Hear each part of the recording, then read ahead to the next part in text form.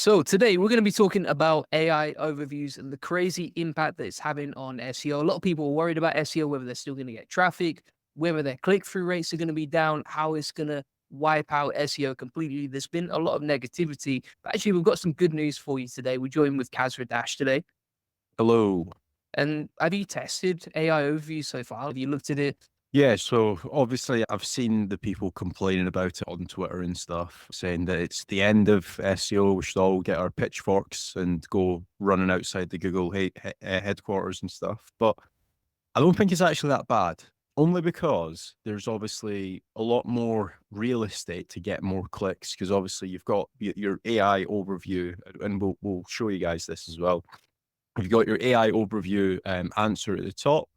And then just underneath that, you have your free links, or sometimes it's two, or sometimes it's a little bit more.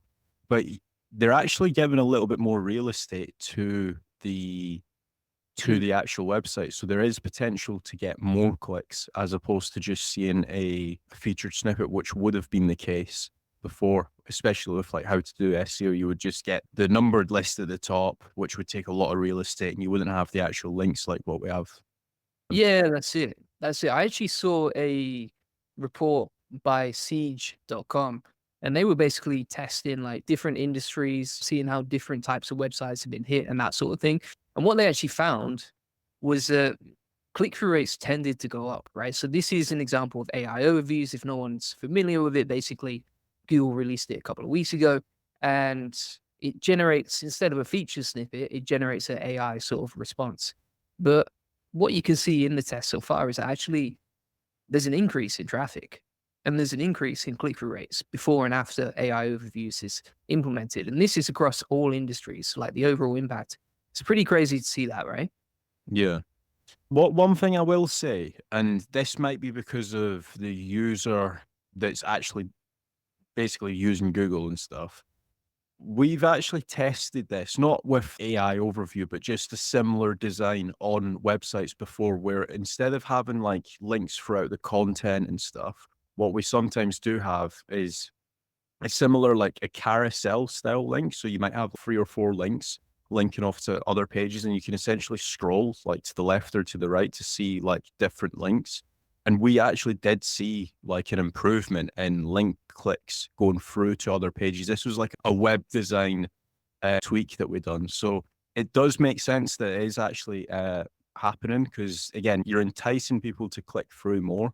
And not only that, is we've spoke about it before, Julian, when we've said that Google is essentially getting people more to the bottom of the funnel as well. So the actual quality of the traffic can also be a lot better as well. Yeah, exactly. Yeah, the quality of the traffic can be better. It might convert better. I think the impact overall so far, and it's only been a week, so it's early days, but from the data and from what I've seen so far, it's just a neutral impact. It's not really changed anything.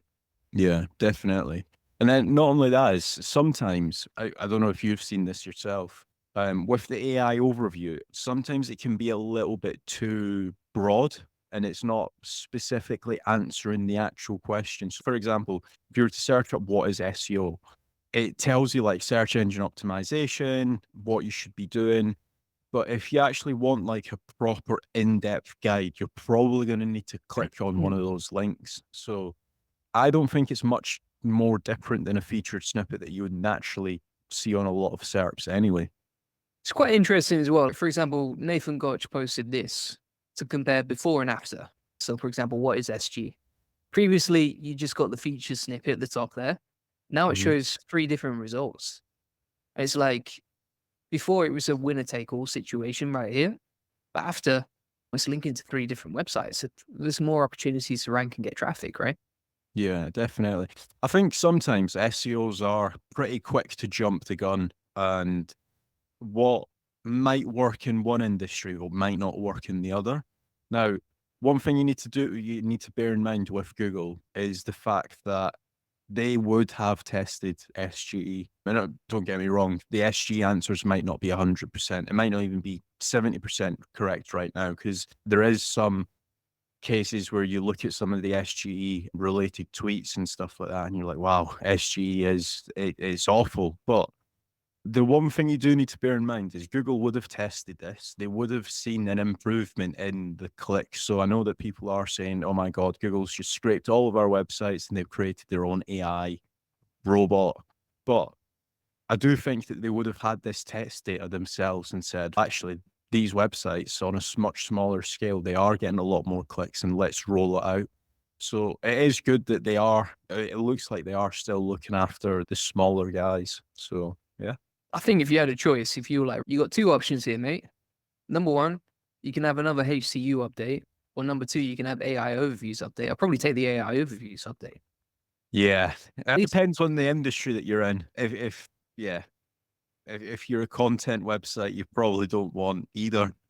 yeah, we'll But talk about that in a future video, actually, I think this week, because the way that you monetize your site, I think now has to change based on mm, the way, not just the way that Google is going, but the way the whole internet is going. And this is based on what's working for me, but we'll come on to that in a future video. So make sure you subscribe if you haven't already.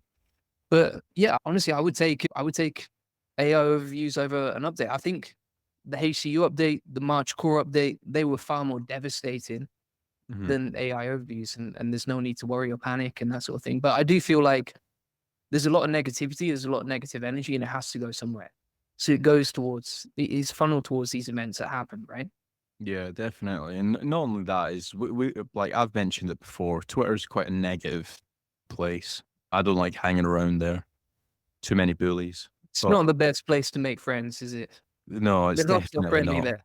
I don't mean that in a nasty way. There's just a lot of negativity, and I just don't like negativity. So I just don't enjoy being on Twitter and stuff. But whenever you go on, there's always somebody complaining about something. Something's always not right. Yeah, it's a lot better than what we actually expected. And to be fair, I was one of them where I was thinking, oh, maybe they might end up killing off some websites. But again, if you speak or if you listen to the same viewpoint every single day in day out, you're essentially going to get brainwashed to thinking that anyway, but it's not actually the case. SEO's not dead. Yeah, there's 2 points in there. So number one, I would say, just in general on Twitter or any of these sort of channels, is I always try and look at how can I create more than I can consume? Because Yeah. if you do that, you don't even get sucked into the negativity. You're like pushing positive energy out there, and you don't have time to look through the feed or scan through some of the nonsense that goes out there. The other thing that I would say is if you have an e-commerce store, if you have an agency or a brand, like people, they're gonna have to click through to your website. You're still gonna get that traffic. Whereas the people that are probably really gonna get hurt are the people that are not producing that much value. So for example, if you're say some sort of programmatic conversion website where you convert say centimeters into inches, and it's like how many centimeters is 30 inches, for example. Like this isn't providing that much value. So that probably is going to get wiped out. People are going to see the answer, not click through to the website. Yeah, definitely. And we've seen that over time. Like, I remember a few years back, people would always try to rank for like hotels in so on and so forth. And obviously, then Google released Google Hotels. Then it was the same case with flights as well. Google released Google Flights. If you're not actually providing something of value, whether it being just a content website and you're just mass producing content, you are bound to get impacted by these updates. So you just need to think outside the box. How can you differentiate your content? And again, that's not just when it comes to Google. That could be on TikTok, it can be YouTube, it could be anything. Like, for example, both me and Julian, we both upload YouTube videos, but the last thing we do is just go and look at whoever's ranking or whoever's just uploaded a video and just copy them word for word, or maybe change a few bits out. We always try to add our touch, add our actual viewpoints on matters, like example, this video. Yeah, absolutely. One of the things I did see by Google is that they announced that click through rates are actually higher, like when they did their tests, but they're not going to be implementing the analytics into Google Search Console yet. So this is Mm, one of the things that I wonder is, if you look at all these SEO tools, and there's a lot of money in there, a lot of people using them all day, every day, but actually you're not going to be able to differentiate between GSE and the normal organic. You know what I mean? So the yeah, value of them might not be the same. that's an interesting one. I didn't actually know that. Um, must be a way of them scraping it potentially. I don't know. I I remember think they will when, implement it, but it will take time. It will take a while for these SEO tools to catch up. It will take a while for GSE to catch up. But it must be exactly. possible to track it because, for example, Siege Media, they tracked it on their report, right? Yeah, that is true. That's an interesting one. I remember when they released featured snippets like 4 years ago or whenever. Ahrefs did have a slight hiccup then, but they were able to turn it around in a few months, I think. So yeah. Another thing, I saw this post as well, which makes a really good point, right? At this point, and we've been talking about it for months, like you've got to diversify your traffic Mhm. and you've got to switch up your business model as well. You have to learn to squeeze more money from the traffic that you already get so that if an update comes along, it's okay. You're making 50% more anyway with the conversion rates that you've improved. But then at the same time, if an update comes along, if AI overviews decided not to give traffic to anyone, at least you can diversify away from that. So you've still got YouTube, you still got TikTok, you still got Instagram, etc. And so I think you've got to constantly be diversifying where you get your traffic from, but then additionally squeezing your website for more money and monetizing there. Yeah, definitely. For example, if you are an affiliate and all you do is you talk about shoes, I've seen some brands actually release their own shoes because if you think of it, if you have went and reviewed, let's say 450 shoes, all that are running based or whatever, you're going to know quite a lot about shoes. You're going to probably be able to implement the best shoe. Maybe you take the sole from, I don't know, one shoe and then you take the shoelaces from another shoe because they're really comfy and you take the insoles and stuff like that. You can do stuff like that. Now that is an extreme. Not everybody's going to go and be able to launch their own shoe, but try and think outside of the box. Potentially you might want to, I don't know, sell a map of every running spot in the UK that you can go and run because that's something that a lot of runners would want to do. They'd want to go to the top 25 places in the UK or in Europe to go and run. So there are all of these different angles and it does differentiate yourself in comparison to your 50 other competitors that are all just using AI content. Yeah, that's it. I think as well, like if stepping outside of just the bubble of SEO, if you can create a better offer that converts better, let's say you stack the value in there, there are different ways to do that.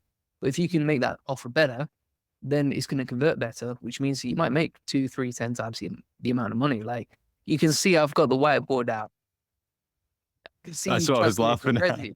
I can see you chuckling already, mate. All right. So let's say, for example, you got an offer and over time, right?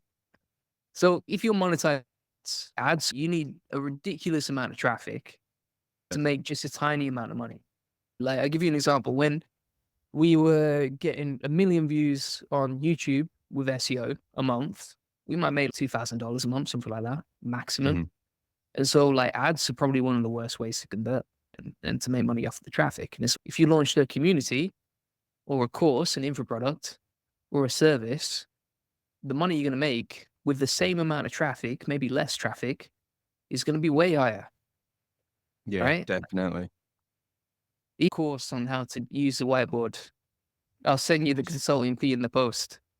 This drawing isn't as bad as the previous ones that I've seen, but yeah, just to add to what you've said, affiliates are definitely bottom of the barrel. Like you Yeah, don't I'll own a put mailing affiliate down. list typically. You don't own your customers. You literally just own a traffic source. Which, bearing in mind, Google can come along and say goodbye affiliate website. So you do need to try to essentially step outside of the affiliate world, whether it is you release a course. A lot of the guys in like travel, they've actually have released courses on how to build travel websites. So they're essentially like building out competitors. But again, typically speaking, if you are searching, I don't know, things to do in Barcelona and you see a website there and that website is earning 5, 10 grand a month, you probably would want to learn from them. So it does make sense sometimes to release a course. I know sometimes people say the guys that teach aren't the ones that have earned the money, but in this case, you do need to try and think of that as well. Yeah, that's it. And I think as well, if you take a 90% hit in traffic, but you can convert and start making maybe $1,000 per 100 hits rather than $10 per 100 hits with ads, then all of a sudden you're winning, aren't you? Doesn't matter about Yeah, the traffic. definitely. Yeah. Awesome. Anything else you want to touch on before we go? No, that's it. I think your drawing skills have come a long way. That's it. The next course that's coming is how to draw on that whiteboard. Yeah, $200,000. yeah, that'll be a course That's it. to get. All right. Cheers. Thanks so much for watching. If you want to get a free SEO strategy session, feel free to get that. Links inside the comments and description. If you haven't already, make sure you join the SEO boardroom. If you want to see proven tactics of people actually winning and you want to cut out all the negativity, all the noise that comes from social media, then feel free to join. And we're posting like every single day, actionable tactics that are working right now. You've probably seen it on my YouTube community, so feel free to join. Cheers, guys. Me. Thanks.